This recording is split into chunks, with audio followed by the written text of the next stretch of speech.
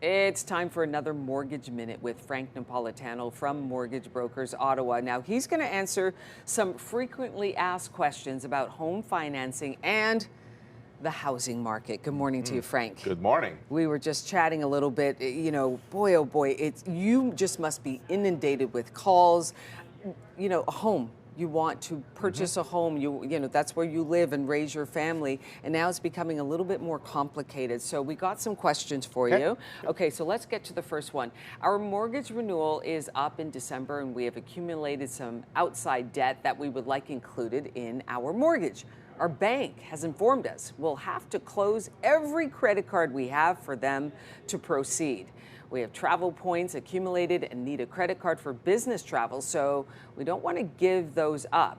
Are there other options for us? There are a number of banks these days that have, because it's so tight out there, they've gone to this kind of format where, you know what, you're going to get yourself in trouble again, so let's close all the credit cards, which is unreasonable. You can't live today without a credit card. Everything you do, you need a credit card. So I think they're being unreasonable. I think there's other banks that won't force you to close your credit card, so you could shop around for your mortgage. You shouldn't have to close your credit cards. Again, you may have to reduce. What some people do is they'll reduce their limits. So they've got, and listen, the credit card companies are at fault for this because they'll give you a $2,500 limit and you make your payments for 6 months, and next thing you know, you get a letter saying your credit limit's up to $5,000. So. Some people don't have that control over their spending, so the best thing to do would be to lower the limit, not necessarily close it. That would be the best thing to do. Okay, second question. We have a second mortgage with a private lender, and they have requested that we pay them off on our maturity in October. However, our bank who holds our first mortgage will not combine the two mortgages. Will we have to sell our house to pay them off? Boy. There's got to be another private mortgage holder that there's got to be a reason. Like generally, private mortgage holders have a reason why they want to get paid off. It might be a private investor that needs the money for something else. If that's the case, that's understandable. But generally speaking, most private lenders will renew it. So if they're not renewing it for reasons like you're missing payments, then that's a reason not to do it. And if you're missing mortgage payments, whether it's on a private mortgage or on a bank mortgage, be very careful because you're a big risk at that point. It's much tougher to get extra money if you want to refinance.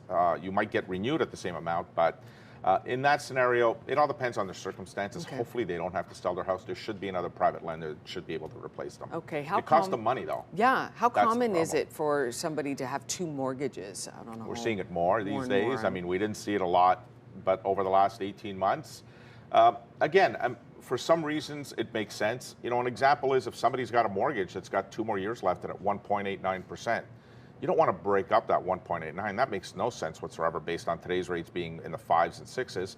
So taking out a second mortgage, and even if you have to pay 9 or 10% for that second mortgage, is still much better because that amount is likely smaller, pay off other debt that's probably at 19 or 20%, so it makes sense. Okay. Third question. We have our house in Ottawa paid off, but now we want to buy a condo in Florida. We contacted 2 American banks, but they won't approve us because we're Canadian. Can we borrow from our home here to buy the house in Florida? I think that makes the most sense. You're going to qualify here in Canada based on the fact that you're Canadian. You've got credit history built up.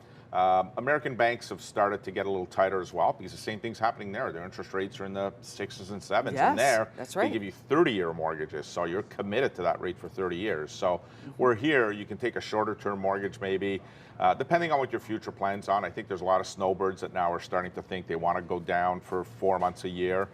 So if that's the case, as long as your income allows you to qualify for a mortgage here, I would take the mortgage here. You got to worry about the exchange rate, obviously, but then you're making your payments here instead of in the U.S. And if something happens where you sell one or the other, you just pay the other one off. Dealing with a Canadian bank, Much something easier. more familiar. Much easier. Easier, too.